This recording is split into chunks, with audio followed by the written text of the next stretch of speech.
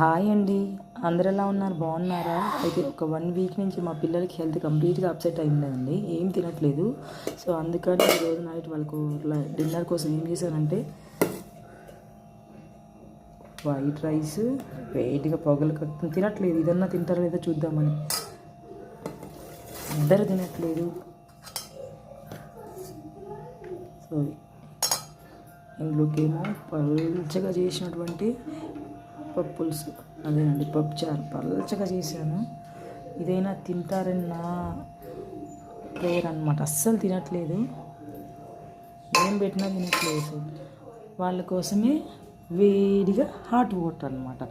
So అందరికీ అండి, పిల్లలకి ఇప్పటి నుంచి రెగ్యులర్గా హాట్ వాటర్ అలవాటు చేయండి. డిసీజెస్ నుంచి కొంచెమన్నా రిలాక్సేషన్ వస్తుందన్నమాట.